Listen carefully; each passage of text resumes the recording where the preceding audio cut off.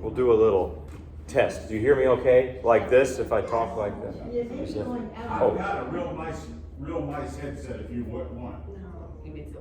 They can hear you upstairs. Maybe that'd be good for the Yeah. people upstairs. Okay, well, sounds good.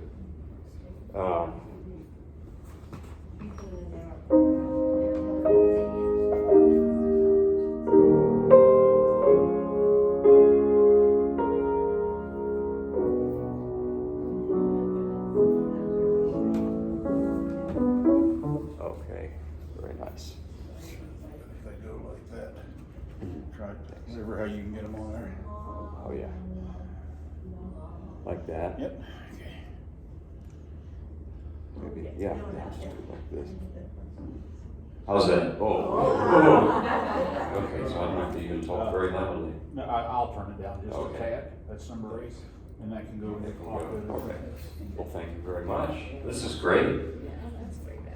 Well, good afternoon. Good to see some familiar faces. It's good to be back here at the Village, and I'm Robert Buxton. I'm going to play piano for you. I'll talk mostly classical, but at the end I play gospel. So if that's more your cup of tea.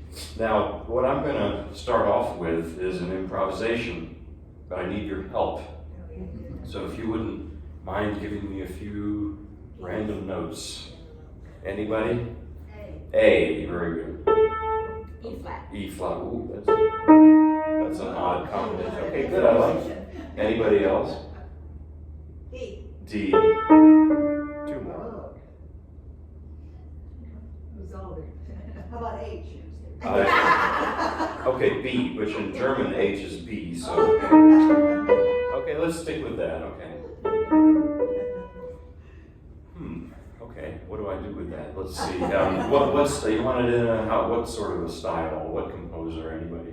The later, the easier. I mean, 19th, 20th century. Dvorak. Dvorak. Okay. I'll do my best. Yeah.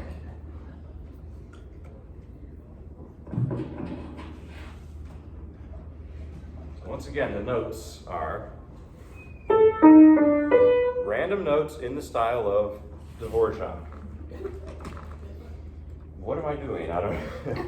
Why do I do this?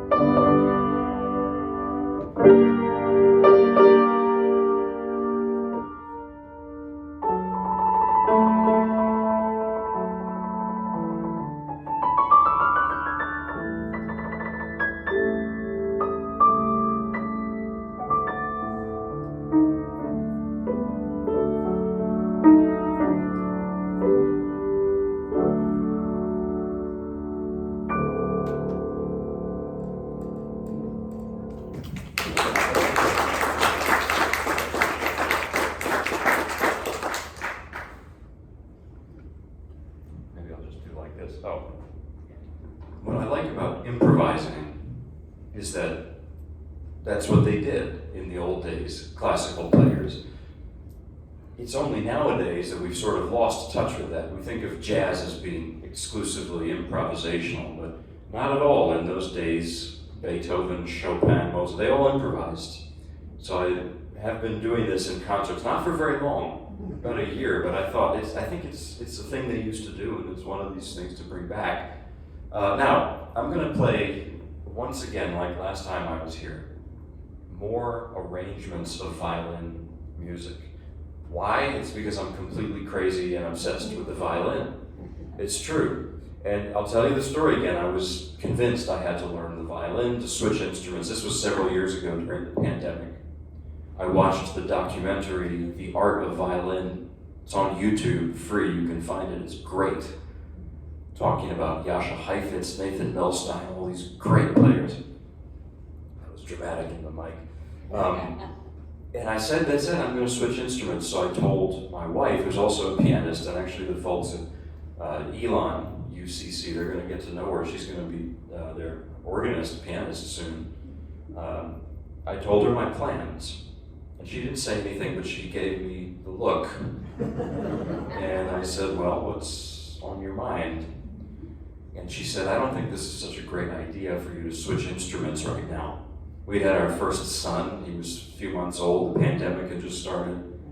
So she said, just think practically, it's not very wise to do this. So I said, you're right, plan B is to play violin. I found all this violin music arranged for piano. And I just keep finding more and more and more and more of it, so I keep living out my dream. The first piece is by Bach. This is the famous aria in D major from the Third Orchestral Suite. And it's, but you probably don't hear it much on piano. The piano arrangement is by a Russian composer named Alexander Siloty. He studied with Franz Liszt, not too shabby, you know? And it's, yeah, he makes it into a piano piece. Arrangement is like translation. You don't just copy note for note for note, like Google Translate or something. It has to be reimagined for the instrument. So this is a different piece from the original. Now, an aria means something that's sung, usually in an opera. Bach didn't write operas. He didn't write a single one. He was a church musician, and he wrote cantatas for the church. And this is in the spirit. It's not from a cantata, but it's in the spirit of an aria from one of his cantatas. And furthermore, speaking about his, religion, the angle is things, speaking about his religious inclinations, there's a great quote by the Swiss theologian Karl Barth, who said that when the angels speak to God, it's Bach. When they speak to each other, it's Mozart. I love that. And so here is the Bach. You've heard it before, probably. It's a famous piece.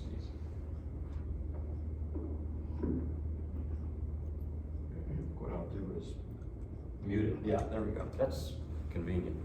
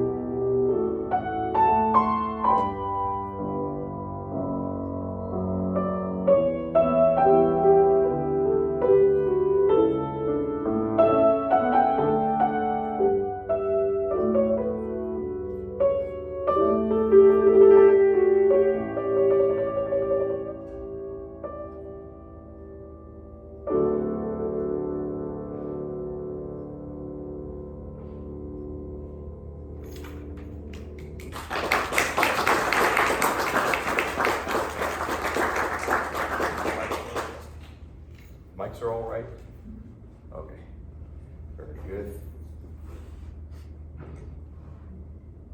Oops. All right, just still getting the hang of this. I'll do this. I think that's better, yeah, than what I had been doing earlier. So that's Bach. And what I'm going to do now is play two arrangements by Leopold Godowsky, not to be confused with Leopold Stokowski. It's almost the same name. Godowsky was this great pianist and composer at the turn of the last century, really a master of arrangement. And the first one is, this is confusing because it's a double arrangement.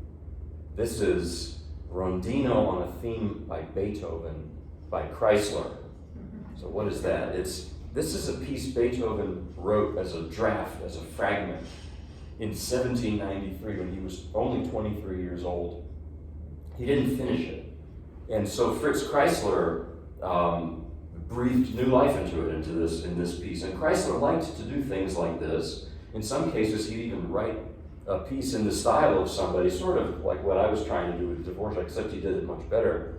He'd write a piece and say, well, this is by so-and-so, Vivaldi or something, and then people would admire it, and he would say, well, actually, just kidding, it's by me. He found it would be taken more seriously that way. This piece, to me, it's young Beethoven, obviously. It's green Beethoven. It's before the demons of his later life, before deafness, and so there's an innocence to it. You'll hear what I mean. It's very lyrical. Sounds like Schubert, even though Schubert hadn't been born yet, but it really has a Schubert feel to it.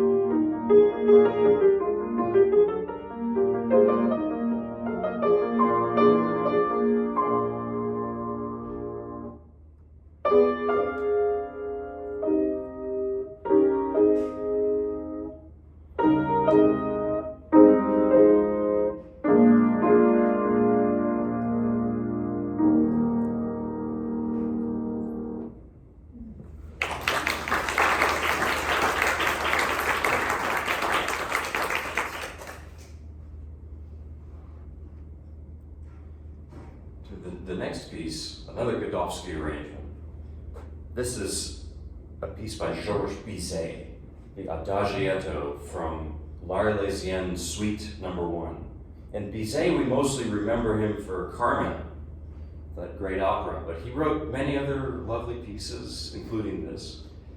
And the L'Arlésienne Suites, they're incidental music for plays. They're the background music for theater. L'Arlésienne means a woman from Arles, which is a city in the south of France. And yeah, this piece, when I play it, I just imagine like I'm inside of a Renoir painting. It has that feeling to it. It's very short. It's almost like a fragment of something. Here it is.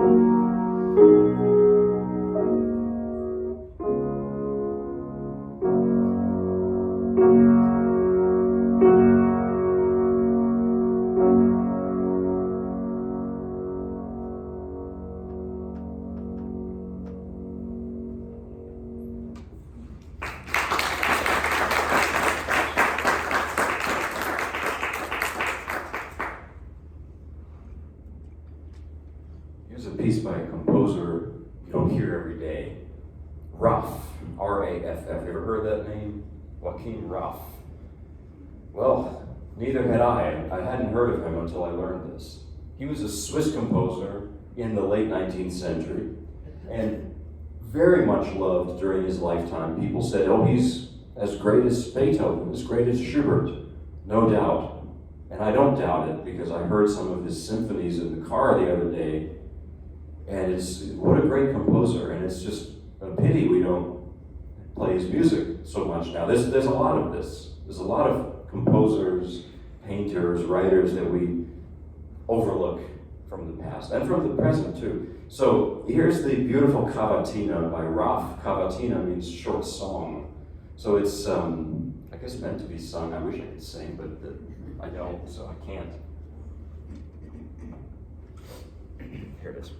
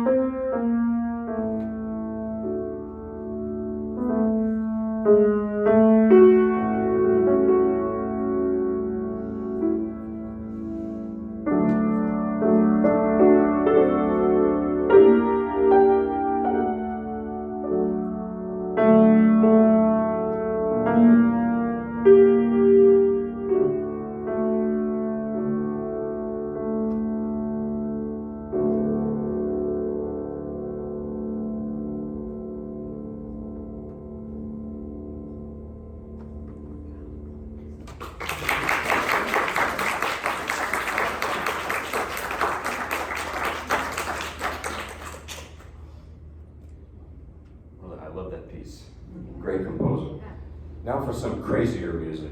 This is Paganini. And what happened was Paganini was the first thing I did in the version, the arrangements of Franz Liszt. That was the first thing I did with this violin theme, because I knew that Liszt has these famous arrangements of Paganini's music. And I think last time I was here I played some of that. Well, then I find that Schumann did his own arrangements of Paganini, so that's what I've been working on now. And Paganini was this, well, he was a wild man, let's just put it that way. He was like a rock star, and something like a Keith Richards or something. He was very controversial during his lifetime. There were people who thought he was possessed even. And he had this very striking look. Now we know he had Marfan's syndrome. He had very elongated facial features. But at that time, I guess they weren't as medically advanced as we are. They just said, oh, he's possessed. That's not very nice, really.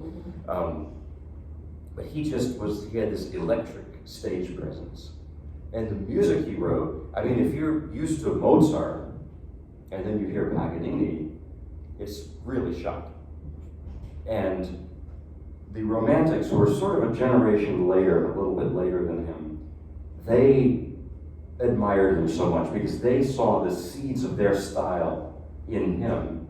And that's why I think Liszt wrote his arrangements of Paganini very early on in his life. He was actually he was kind of depressed, and he heard Paganini. And then he just locked himself in a room to practice and arrange Paganini's violin music for the piano. Schumann had a similar thing that he did around the same time, in the 1830s, that he just was blown away by Paganini and did his arrangements of Paganini for the piano. I think of it this way, I think of a painter learning the craft of painting, that they would take maybe a painting like this and copy it, maybe put their own stamp on it. And that's their education, that's how they learn, through copying. And I think that's what Schumann is doing here with Paganini's. It really sounds like Schumann. So, they're short, but really crazy, these pieces. The originals are for solo violin, unaccompanied. And what Schumann does is he adds things and makes it into piano pieces. So I'll start with the first one in A minor. Here it is.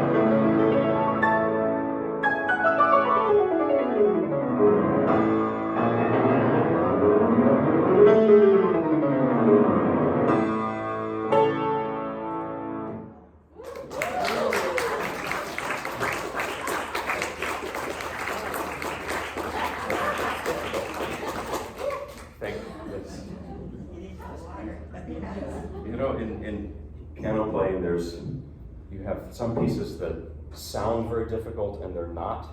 Like sometimes Liszt is like that. Then you have pieces that don't sound difficult, but they're extremely difficult. Like that Bizet piece I played, it sounds so soft and simple, so difficult, impossible to remember.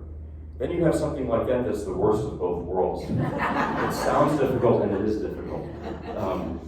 And Schumann notoriously sort of messed up his hands because he wanted to be a virtuoso pianist, and Liszt succeeded with that, right? But Schumann did not. He actually invested in a device, a mechanical device to strengthen his pinky.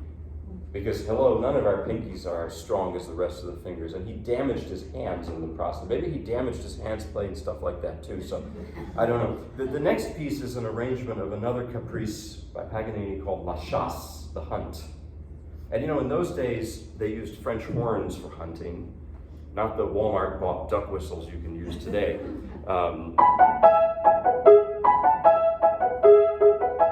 That's the sound of horn calls, hunting horn calls. I guess they would somehow attract animals with that or alert other hunters where they were.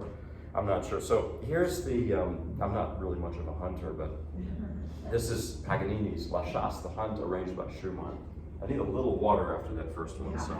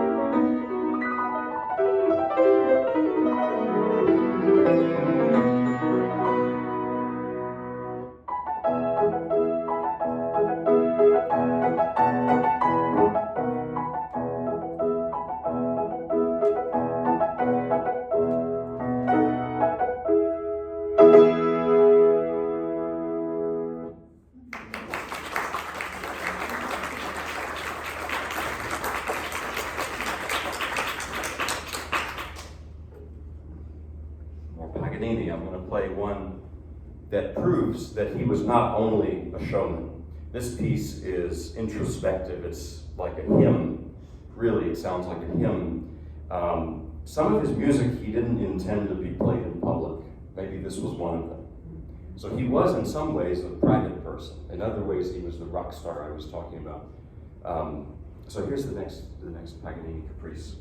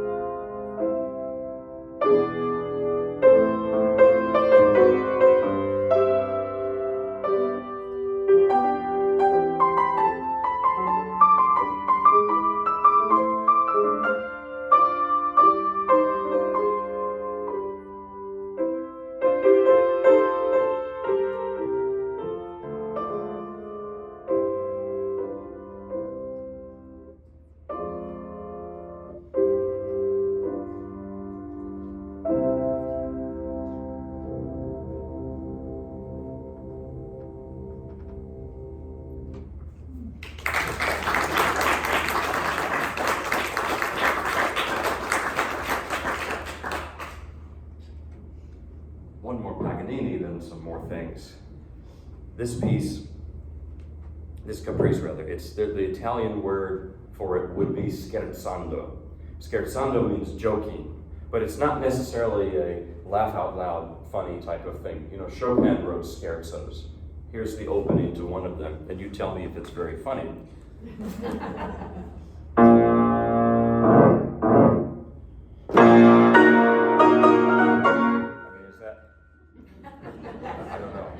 I don't know if it's funny, it does have a jump scare in it, a musical jump scare, which is what horror movies use. You know, defying expectations. Starts one way, very soft, like blank, and then suddenly, wham, there's a skeleton jumps out of the closet or something. But this piece, this Paganini piece sounds like laughing to me. Well, at least in the beginning it does. In the middle, it gets very dark, and then it ends with more laughing. You'll hear it. The laughing is this part.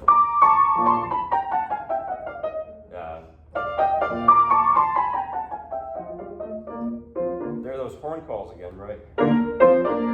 So, here it is.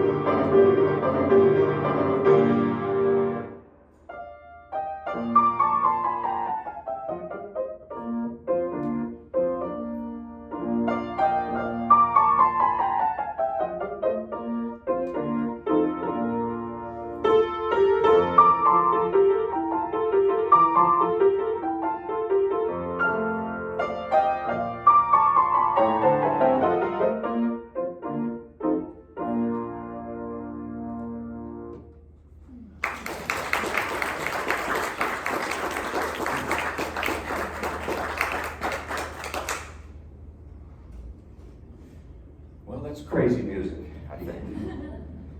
With that piece, I also think of somebody who has a good sense of humor and they're laughing and then suddenly they have a temper tantrum. And I don't know if you've met anybody like that. Sometimes it's forgivable, maybe they just are tired or something, and they snap. But actually I have 2 toddlers and sometimes they can do like that. I've just noticed. So let's see with time. I don't want to keep you, too long past. I often, because I talk too much, sometimes I go a little past 4. But I'll do one more classical piece, I think, and then some gospel to close. The last classical piece I'm going to play today is by Beethoven. So we're full circle coming back to Beethoven.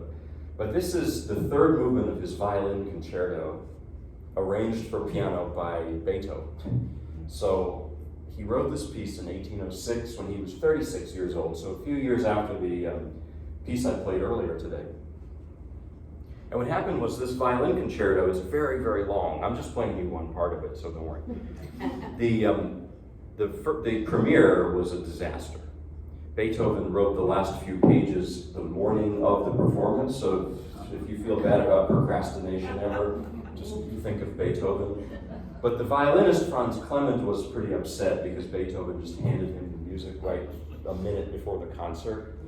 Most of the audience fell asleep during the first movement, which is 25 minutes long, just the first movement.